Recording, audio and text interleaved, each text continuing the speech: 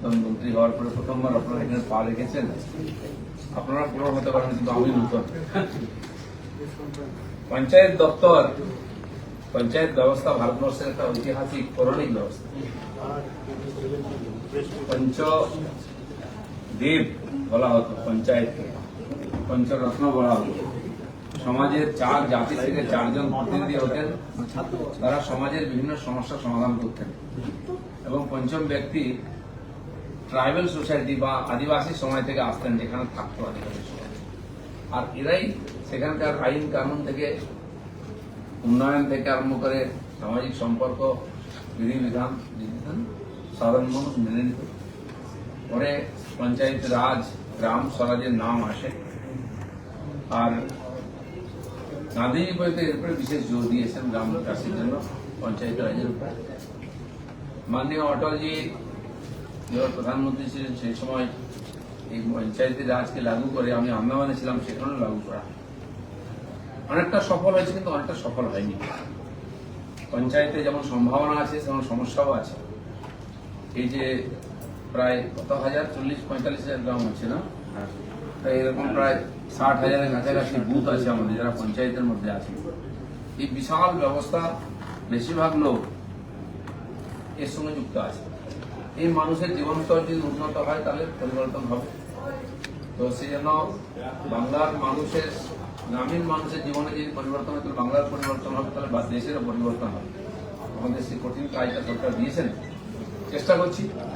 আমাদের এই ডিপার্টমেন্টে এখনো প্রায় 11,000-এর বেশি পদ খালি আছে। গত ক্যাবিনেট মিটিং এ আমরা 6,500 মতো পদের জন্য অনুমতি চেয়েছিলাম, নিয়োগের জন্য সেটা পেয়েছি। কিন্তু আমাদের যেটা দেখে মনে হলো যে 11,000 পদ একসঙ্গে যদি নিয়োগ না হয়, তাহলে কাজ সুচারুরূপে চলবে না।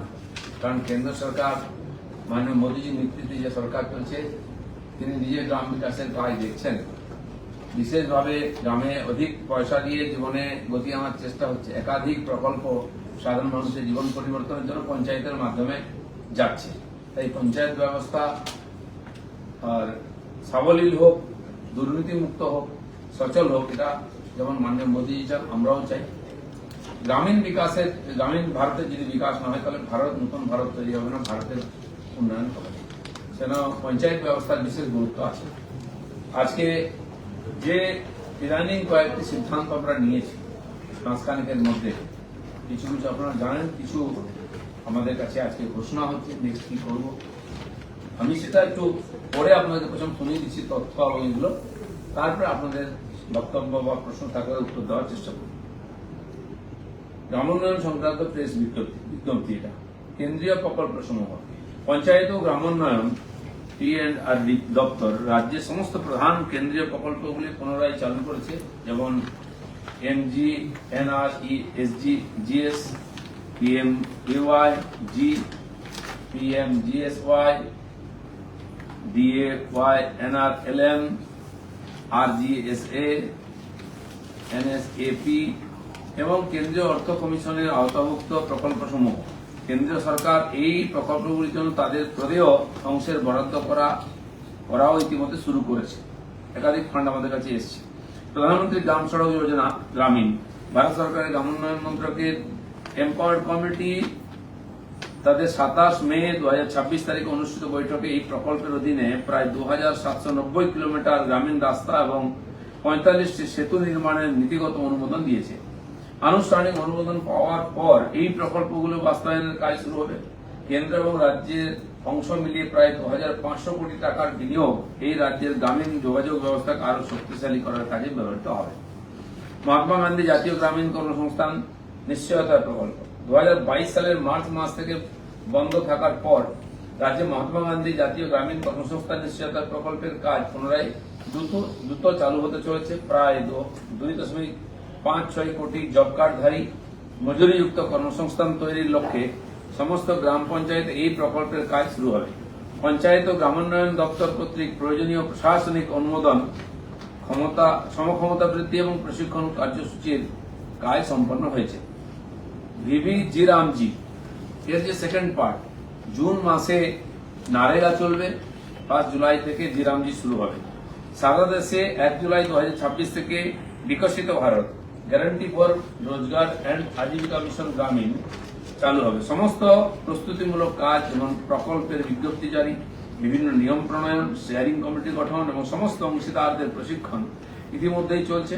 নতুন নির্দেশাবলী মোতাবেক যোগ্য জব কার্ডধারী পরিবারগুলি এক অর্থবর্ষে 125 দিনের মজুরিযুক্ত কর্মসংস্থানের অধিকারী হবেন এবং আইন নির্ধারিত 60টি কর্মহীন দিনের সংস্থানও থাকবে।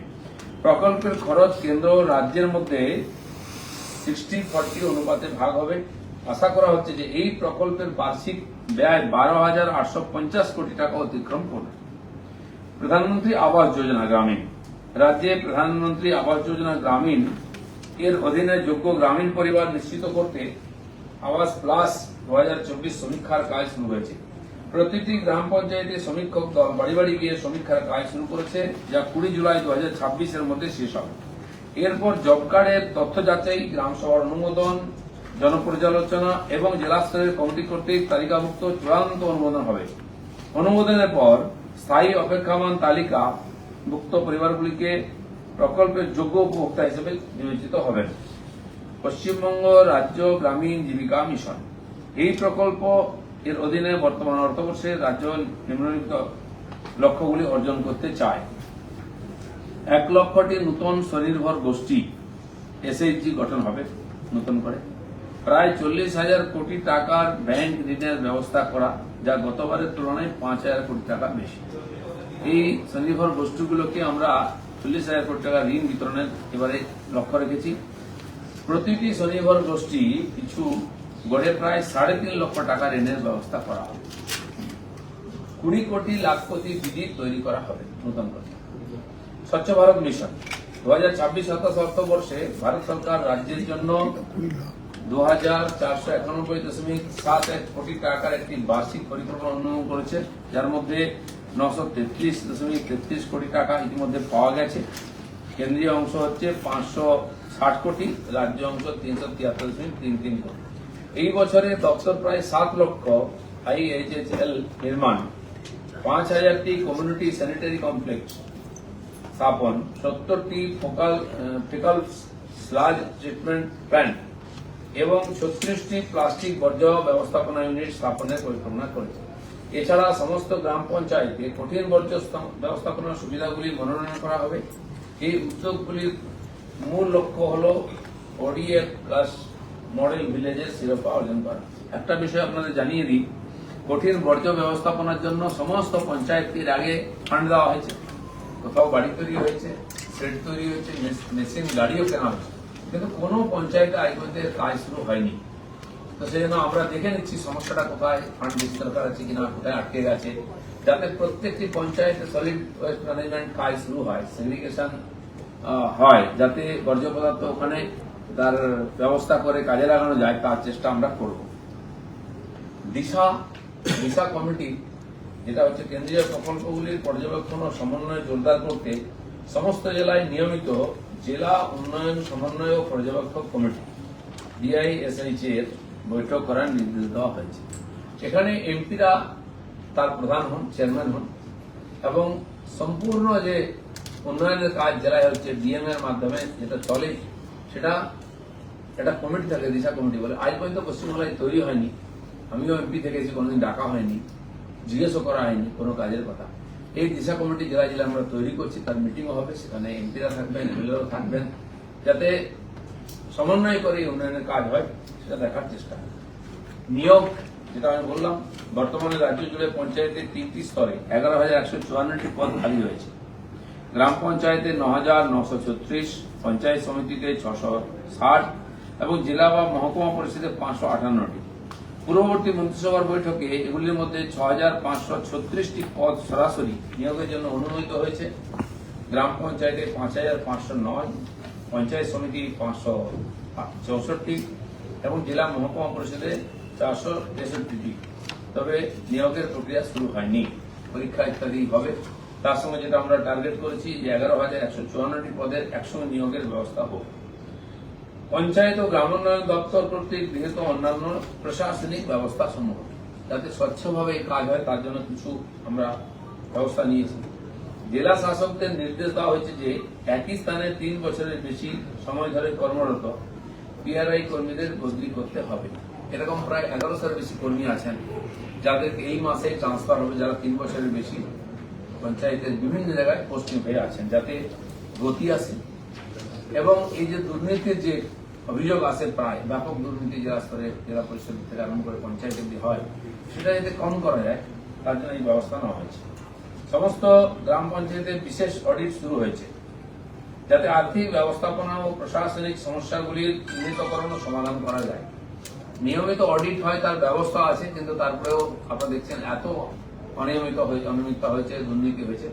তাই বর্তমান পরিস্থিতিতে সমস্ত এই 3339টা পঞ্চায়েতে ইমিডিয়েট অডিট করা সম্ভব নয়। তাই প্রায় 10% পঞ্চায়েতকে আমরা বেছে নিয়েছি যেখানে স্পেশাল অডিট করা হবে কতটা ঠিকঠাক চলছে। প্রশাসনিক দক্ষতা বৃদ্ধি ও পরিষেবা প্রদানের উন্নতির জন্য কিছু গ্রাম পঞ্চায়েত ও ব্লকের সংযুক্তিকরণ বা বিভাজনের প্রস্তাব প্রস্তুত করা হচ্ছে। ডিলিমিটেশন, যেমন বিধায়ক বিধানসভা লোকসভা হবে, সেরকম আমরা পঞ্চায়েতে দেখেছি বহু জায়গায় 10টা 12টা আর সংসদ নিয়ে একটা পঞ্চায়েত হয়, আর এদিকে 24 ইত্যাদি নদিয়াতে 25 থেকে 30টা সংসদ আছে, মানে ডবলের 3 গুণ বেশি বড় জায়গা এবং জনসংখ্যা নিয়ে সেই পঞ্চায়েত আছে। সেগুলোকে ছোট বড় করে একটা সমতা আনার চেষ্টা হবে যাতে শাসন এবং বিকাশ ঠিকঠাক হয়। অংশদারিত্বমূলক পরিকল্পনা ও জনসাধারণের অন্তর্ভুক্তি বাড়াতে 5 জুন 2026 তারিখে রাজ্যের সমস্ত গ্রাম পঞ্চায়েতে গ্রাম সভা অনুষ্ঠিত হবে। এই গ্রাম সভা বন্ধ ছিল কারণ যা কিছু প্ল্যানিং হয়, যা কিছু টাকা যাচ্ছে তার ঠিকঠাক যাতে খরচা হয়, বিকাশের সমন্বয় হয়, সেই জন্য সমস্ত জায়গায় গ্রাম সভা হবে। কাল প্রথম গ্রাম সভার জন্য সমস্ত ভিডিওকে বলা হয়েছে, সমস্ত পঞ্চায়েতে গ্রাম সভা শুরু হয়ে যাবে কাল থেকে। যেখানে গ্রাম পঞ্চায়েতগুলি বর্তমানে কার্যকরী নয় সেখানে জেলা শাসকদের নিরবিচ্ছিন্ন পরিষেবা নিশ্চিত করার নির্দেশ দেওয়া হয়েছে। আপনারা জানেন গতবারের পঞ্চায়েত নির্বাচন লুটপাট করে টিএমসি সব জিতেছিল, ফলেতে মানুষের ইচ্ছার বিরুদ্ধে যারা নির্বাচিত হয়েছেন তারা এখন পঞ্চায়েত বা প্রধান কেউই অফিসে আসেন না। ফলে এই 1 মাস ধরে নির্বাচনের পরে আমাদের উন্নয়নের কাজ ব্যাহত হচ্ছে। সেজন্য তার বিকল্প ব্যবস্থা কি হতে পারে, জেলা আমাদের ডিএমদের আমরা বলেছি বিকল্প ব্যবস্থা করে যে ফান্ড লিস্ট তার কাজ শুরু করতে, বা আগের যেসব টেন্ডার ইত্যাদি ছিল সেগুলোর কাজগুলো চলছিল বন্ধ হয়ে গেছে, সেগুলো যেন চালু রাখেন। যারা জনদোষের ভয়ে আসছেন না তাদের ব্যাপারে পরে ব্যবস্থা নেওয়া যাবে। সমস্ত প্রধান গ্রামোন্নয়ন প্রকল্পগুলি স্বচ্ছতা ও দায়িত্ব বৃদ্ধি, সামাজিক নিরীক্ষা, অভিযোগ নিষ্পত্তি ও ডিজিটাল প্রশাসনিক ব্যবস্থার যথাযথ পর্যালোচনা ও সশক্তিকরণের কাজ চলছে। এই বিষয়গুলো আমরা জোর দিয়েছি যাতে পরবর্তীকালে একই ধরনের অভিযোগ না আসে। এই কয়েকটি বিষয় আপনাদেরকে বিজ্ঞপ্তি আকারে বলার ছিল, সেটা আমি জাস্ট তুলে ধরলাম। বর্তমান পর্যন্ত আমরা কি করেছি বা করতে যাচ্ছি এ ব্যাপারে আর পঞ্চায়েত ব্যাপারে কিছু জানাতে আপনার স্যার, ডিলিমিটেশন নিয়ে একটি প্রশ্ন, সেটা হচ্ছে এখন বর্তমানে আমাদের গ্রাম পঞ্চায়েতের সংখ্যা হচ্ছে 3339। প্রথম প্রশ্ন হচ্ছে সেটা বেড়ে কত হতে পারে, এবং দ্বিতীয় প্রশ্ন হচ্ছে এখন অলরেডি আমাদের সেন্সাসের বিজ্ঞপ্তি হয়ে গিয়েছে। আমরা যতদূর জানি যে সেন্সাস চলাকালীন কোন রকম থানা এলাকা বা আপনার এলাকা ভাগ করা যায় না। তাহলে এই কাজটা কি সেন্সাস প্রক্রিয়া শেষ হওয়ার পরে হবে নাকি কোনো বিশেষ অনুমতি নেওয়া হচ্ছে? আমরা সার্ভে করে নিয়ে আগে কতটা হতে পারে না হতে পারে ওখান তো ফটাফট তো হয় না। আমাদের কাছে তথ্য এসে গেলে আমরা ডিপার্টমেন্টকে বলবো যে এই আমাদের কাছে পরিস্থিতি আছে, আপনারা বাড়ান কমান বা এটাকে জুড়ুন কাটুন। সেই ব্যাপারটা পুরো খুলে দেখার জন্যই আপাতত কাজ শুরু হচ্ছে। আমাদের ডিপার্টমেন্ট থেকে আমরা করছি, পরবর্তীকালে এটা করতে অনুমতি না হয়। নিয়োগ প্রক্রিয়া শুরু হবে আপনি বলছেন, পূর্বতন সরকারের আমলে এই নিয়োগে প্রচুর দুর্নীতি হয়েছিল পঞ্চায়েত নিয়োগে। কবে থেকে এই নিয়োগ প্রক্রিয়া শুরু হবে এবং স্বচ্ছতা বজায় রাখতে আপনারা কি পদক্ষেপ? এই যে 6000 6500 পোস্টের জন্য অনুমতি পাওয়া গেছে, তার জন্য কোনো সংস্থাকে আমরা নিয়ে যেভাবে অন্যান্য রাজ্যে নিয়োগ প্রক্রিয়া চলে, তারা এসে এই পরীক্ষা সঞ্চালন করবেন, তারা এটা করবেন, আর সেই অনুযায়ী পুরোপুরি স্বচ্ছভাবে যাতে হয় তার ব্যবস্থা করা। স্যার, প্রচুর জায়গায় panchayat area particularly central schemes have not been implemented, মানে ঠিক করে ইমপ্লিমেন্টেশন হয়নি। অনেক কটা গ্রাম পঞ্চায়েতই অনেক জায়গায় মেজর নিয়েছিলাম আমরা ব্যবস্থা, যে ফিডব্যাক আমাদের কাছে এসছে মনিটরিং এর পরে যে এই জায়গায় সমস্যা হয়েছে, সেগুলোকে ঠিক করার চেষ্টা হচ্ছে। এবারে সমস্ত জায়গায় আমাদের বিধায়কদেরকে যুক্ত করতে বলা হচ্ছে। যেমন অ্যাডমিনিস্ট্রেটিভ মিটিং এ মাননীয় সিএম বলেছেন, ডিএমদের মিটিং এ তাদেরকে ডাকাও হয়েছে, সেখানে আমিও আমার জেলাতে ছিলাম মেদিনীপুরে, তাদেরকে নির্দেশ সিএম চিফ সেক্রেটারি দিয়ে দিয়েছেন যে সমস্ত উন্নয়নের কাজে বিধায়কদেরকে যুক্ত করতে হবে, এবং বিডিওদেরকেও তাই বলা হয়েছে যে বিডিও যে বিধায়কের আন্ডারে আসেন তিনি সমস্ত উন্নয়নের কাজ যোজনার ক্ষেত্রে সেখানে তাকে অংশীদারি করে ডাকবেন। আজকে আমরা এই মাত্র আমি ভিডিও কনফারেন্স করে এলাম সারা প্রদেশের 400 জনের সঙ্গে, তাতে আমাদের ভিডিওরা ছিলেন এবং সেখানকার গ্রামীণের সমস্ত বিধায়করাও তার মধ্যে ছিলেন। সবার সামনে জিনিসটা ক্লিয়ার করে বলা হয়েছে উন্নয়নের সমস্ত কাজ সমস্ত প্রতিনিধিদের সঙ্গে নিয়ে করতে হবে। দিলীপদা, যেটা বললেন যে জনরোষের ভয়ে অনেক প্রধানরা পঞ্চায়েত অফিসে আসতে পারছেন না, সেই কাজগুলো বললেন যে ডিস্ট্রিক্ট ম্যাজিস্ট্রেট দিদি করাবেন বলে, মানে এটা কি আপনারা সমস্তই মানে যা যা বকেয়া যে প্রকল্পগুলো পড়ে আছে? ম্যাজিস্ট্রেট তো অলরেডি এগুলো দেখেন, যে যে পঞ্চায়েতে এরকম অচল অবস্থা তৈরি হচ্ছে সেখানে বিকল্প ব্যবস্থা করতে হবে। কিন্তু অনেক প্রধানই আসছেন, কাজ করছেন, কারণ যিনি নির্বাচিত হয়ে থাকেন তো এসে কাজ করা উচিত। জনতাকে সুবিধা দেওয়ার জন্য, উন্নয়নের জন্য তাদেরকে লোকেরা নির্বাচিত করেছে। যারা অনৈতিকভাবে নির্বাচিত হয়েছেন তারা অধিকার হারিয়ে আসছেন না, বাকি পঞ্চায়েত ব্যবস্থা আছেই, নির্বাচিত হবে, সেটা কাজ করুক। স্যার একটা জিনিস, মানে আমরা শহর এলাকায় যেমন দেখছি বহুতল উঠছে, গ্রামীণ এলাকা বা সেমি পেরি আরবান এলাকা যেগুলো পঞ্চায়েতের অধীনে রয়েছে সেখানেও আপনার অনেক বহুতল উঠছে। তাহলে আমরা দীর্ঘদিন ধরেই জানি একটা চলছিল যে পঞ্চায়েত এলাকার যে বিল্ডিং প্ল্যান, সেই বিল্ডিং যে প্ল্যান তার একটা রিভাইভালের একটা প্রচেষ্টা নেওয়া হয়েছিল। তাহলে সেইটা কি আবার করে কোনো ইয়ে করা হবে? অভিযান আমাদের তরফ থেকেও আছে এবং ইদানিং গত কয়েকদিনের মধ্যে অনেকগুলি সংস্থা এসছেন যারা বড় বড় হাউসিং তৈরি করেন। তারা চাইছেন রুরালে কম দামে মিডল ক্লাসের জন্য ফ্ল্যাট তৈরি করতে, সে বহুতল হতে পারে, অন্যভাবে হতে পারে।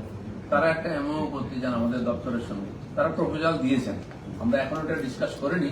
আগের যে ব্যবস্থা ছিল আপনি দেখেছেন অনেক জায়গায় এরকম বিল্ডিং তৈরি হয়েছে, হাউসিং তৈরি হয়েছে, লোকালি ভিডিওর জায়গা দিয়ে দেবেন তাদেরকে, পঞ্চায়েত যে জায়গা পড়ে আছে যাতে সেখানে উন্নয়ন হয়। বহু জায়গায় অনিয়মিত ভাবে বিল্ডিং তৈরি হচ্ছে, রাস্তাঘাট ঠিক মতো হচ্ছে না। ব্যবস্থিত জায়গা হোক, খোলা জায়গায় সুন্দর স্বাস্থ্যকর পরিবেশের ব্যবস্থা থাকুক, সেরকম ব্যবস্থা তো সেই সমস্ত সংস্থাগুলোকে ডেকে আমরা বসে তার সঙ্গে কথা বলবো। এই যে 10% পঞ্চায়েতে বিশেষ অডিটের একটা ব্যবস্থা করা হয়েছে আপনি বললেন, এই 10% বাছাইয়ের ক্ষেত্রে কোনো বিশেষ দিক দেখা হয়েছে? কারণ বিভিন্ন জায়গায় তো দুর্নীতির অভিযোগ ছিল। হ্যাঁ, তো ওটা কিছু কিছু বিষয় আমরা আমাদের কাছে কমপ্লেনও আসছে, সেগুলো বলে দেবো। বাকি ডিপার্টমেন্ট থেকে কিছু জায়গা বেছে নেওয়া হবে যেখানে এই ধরনের ঘটনা আছে, সমস্যা আছে মনে হচ্ছে, তাহলে একটা বাস্তব পরিস্থিতি বুঝে যাবে কি অবস্থায় আছে। আরেকটা প্রশ্ন আছে স্যার, পঞ্চায়েত লেভেলে দেখা যাচ্ছে একটা ম্যাসিভ লেভেলে এই যে ত্রাণ সামগ্রী মানে রিলিফ মেটেরিয়াল, সেটা টিএমসির প্রচুর নেতা মন্ত্রীরা তারা হোল্ড করে রেখেছিলেন এবং সেটা প্রপারলি ডিস্ট্রিবিউশনও হয়নি during the time of national calamities also. তো স্যার এটা নিয়ে কি আপনারা কোনো মনিটরিং সেল বা কিছু মানে বৃষ্টি আসছে সেটা জিজ্ঞেস করছি। সাধারণ মানুষই বাড়ি দরজা ভেঙে বার করছে, আমাদের যে যেতে হয়নি বা পুলিশকে যেতে হয়নি। মানুষ জানতো যে তাদের জন্য সামগ্রী এসছে, আইলার সময় থেকে এই ধরনের ঘটনা জানা গেছে, তো সেই জন্য সেটা ব্যবহার হচ্ছে। আমরা যেখানে কমপ্লেন পাচ্ছি, কমপ্লেন হলে পুলিশও রিকভারি করবে, বাকি তো পুলিশকেই সুযোগ দিচ্ছে না, মানুষই তার কাজ করে নিচ্ছে, কারণ তাদের অধিকার লুণ্ঠিত হয়েছে। প্রাক বর্ষা আমরা জানি যে জুন মাস পড়ে গেলে বা বর্ষার আসছে, পঞ্চায়েত স্তরে বেশ কিছু পঞ্চায়েত আছে যেগুলো জলের তলায় চলে যায়। আগাম কোনো প্রস্তুতি রাখছে এই ব্যাপারে রাজ্য স্তরে যে অ্যাডমিনিস্ট্রেটিভ মিটিং আমরা 6টা ভাগে করছি, 4টে হয়ে গেছে আর 2টো বাকি আছে, একটা মালদায় হবে, একটা মেদিনীপুরে হবে। তো সেখানে মাননীয় চিফ সেক্রেটারি এবং চিফ মিনিস্টার ছিলেন, তারা বলেছেন, ইঞ্জিনিয়ার ছিলেন, সেই বিষয়টা যেটা জানা গেছে, নির্দেশ দেওয়া হয়ে গেছে, কাজ শুরু হয়ে যাবে। দেখবেন খাল সংস্কার হচ্ছে, নদী সংস্কার হচ্ছে, বাঁধ রিপেয়ারিং হচ্ছে। এটা তো ইরিগেশন ডিপার্টমেন্টও সেদিন জলশক্তি ভবনে একটা বৈঠক করেছিল, সেখানে আমরা ছিলাম এবং ভিডিও কনফারেন্সিং এর সমস্ত জেলার সঙ্গে কথা হচ্ছে, এমএলএদের কথা শোনা হচ্ছে, তাদেরকে লিখিতভাবে ডিএমকে দিতে বলা হয়েছে। আমাদের ডিপার্টমেন্টের আন্ডারে যেটুকু পড়ে পঞ্চায়েতে, তাকে আগেই নির্দেশ দেওয়া হয়েছে, পঞ্চায়েতের যে ফান্ড আছে সেই দিয়ে তার এটা সুব্যবস্থা করার চেষ্টা করছে। ড্রেন পরিষ্কার থেকে ড্রেন কাটা বা বাঁধ রিপেয়ারিং করার কাজ তারাও শুরু করেছে। স্যার লাস্ট কোয়েশ্চেন একটা করে নেবো, সেটা হচ্ছে যে পুরো এলাকায় 1 সেপ্টেম্বর থেকে অগ্নিমিত্রা পাল পুরমন্ত্রী জানিয়েছেন যে আবর্জনা যদি যত্রতত্র ফেলা হয় তাহলে মোটা টাকার ফাইন করা হয়। পঞ্চায়েতেও এমন অনেক এলাকা আছে যেটা প্রায় শহুরে হয়ে গিয়েছে, বা গ্রামীণ এলাকাতেও কি এরম ধরনের কোনো চিন্তা ভাবনা আছে যে করা পদক্ষেপ? রাস্তাঘাটে যেখানে সেখানে ময়লা ফেলা তৈরি তার কারণেই এতদিন ওগুলো মনিটরিং হতো না। সেখানেও কিছু কিছু আমাদের নিজস্ব ব্যবস্থা আছে, পঞ্চায়েতের কাছে ব্যবস্থা আছে, তারা ট্যাক্সও নেন, সেই জন্য পরিষেবা দেওয়ার দায়িত্ব। সঙ্গে সঙ্গে মানুষকে জাগ্রত সজাগও করতে হবে, দরকার হলে শাস্তিও দিতে হবে, কারণ সহজে লোকেরা শুনতে চায় না। অনেক জায়গায় এই যে সলিড ওয়েস্ট ম্যানেজমেন্টের যে কাজ, এই ধরনের প্রকল্প হয়েছে, চালু হয়নি। আমরা সেই সব জিনিস ওখানে প্রয়োগ করে সার তৈরি থেকে আরম্ভ করে অন্যান্য প্রকল্প কাজ হবে, সেটা হয়তো এই মাস থেকে পরের মাস থেকে শুরু হয়ে যাবে, সবকটাই চলবে। তো সেই জন্য নিশ্চয়ই কড়াকড়ি হবে। দেখতে পাচ্ছেন আপনি মেসুয়া বাজারের মতো জায়গায় গাড়ি চলছে, ব্যবসায়ীরা আমাকে নিজে বলেছেন যে ওটা দিয়ে গাড়ি নিয়ে যাবো কোনোদিন ভাবিনি। পরিষ্কার হয়েছে, কলকাতা পরিষ্কার হয়েছে, বাকি জায়গায় হবে, অনেক জায়গায় বাজার আছে অব্যবস্থিত ভাবি। আমি আমার ডিপার্টমেন্ট আরেকটা আছে এগ্রো মার্কেটিং, সেখানেও বসেছিলাম, আমাদেরও বাজার আছে, সেটাকে পরিষ্কার পরিচ্ছন্ন করা, ব্যবস্থিত করা, সেই বাজারের মধ্যে নিয়ে আসা, এগুলো চিন্তা ভাবনা শুরু হয়ে গেছে সব ডিপার্টমেন্ট থেকে, যাতে সবকিছু ঠিকঠাক মতো চলে। আপনি হয়তো কিছুদিনের মধ্যে তার কিছু রেজাল্ট দেখতে পাবেন। দাদা, নিউ টাউন সংলগ্ন যে 5টা পঞ্চায়েত রয়েছে, সেই 5টা পঞ্চায়েত অনেকদিন ধরে অভিযোগ করছে যে তারা নিউ টাউনের যে মেন স্মার্ট সিটি প্রজেক্টের মধ্যে তারা অন্তর্ভুক্ত হতে চায়, তারা পঞ্চায়েত থেকে বেরিয়ে কর্পোরেশনে আসতে চায়। এই বিষয়ে নিয়ে কোনো আলোচনা আছে? এরকম তো নতুন শহর হচ্ছে সব জায়গায়, যেখানে বিস্তার হয়ে যাচ্ছে, গ্রামীণ এলাকাটা শহর হয়ে যাচ্ছে, রাস্তা হয়নি, জলের ব্যবস্থা হয়নি, কিন্তু লোকেরা বাড়ি করছেন, সরকার কিছু সুবিধা দিয়েছে। এরকম বেশ কয়েকটি মিউনিসিপ্যালিটি তৈরি হয় নতুন। নিউটাউনটা একচাকলি আমি জানি না, আমি নিজেই থাকি ওখানে, ফলে ওখানে এই ধরনের সমস্যাও আছে। ওখানকার হিডকো অনেক সুবিধা দিয়েছে, এলকেডিএ দিয়েছে, দিচ্ছে, করছে। আমি জানি না ভবিষ্যতে ওটা নিয়ে সরকার কি ভাবছে, এখন আলোচনা হয়নি। এরকম একাধিক ছোট ছোট শহর, যেমন জয়গাঁও আপনারা জানেন, অনেক বছর ধরে ঝুলিয়ে রাখা হয়েছে, শহর করা হবে বলে মিউনিসিপ্যালিটি করা হয়নি। আরো একাধিক জায়গা থেকে আমাদের এই প্রপোজাল এসছে, বাগনান আছে, আপনি জানেন উলবেড়িয়ার পরে লাগালাগি শহর হয়েই গেছে। এগুলোকে শহরের মিউনিসিপ্যালিটি হিসাবে ঘোষণা করা হবে, তার বিলও এসছে, পাশও হবে, বেশ কয়েকটা পাস হয়ে যাবে। আর শহরীকরণের ফলে যে সুবিধা হবে সেটা ওনারা পাবেন। এইবারের সেশনে ওইগুলো পাস হবে।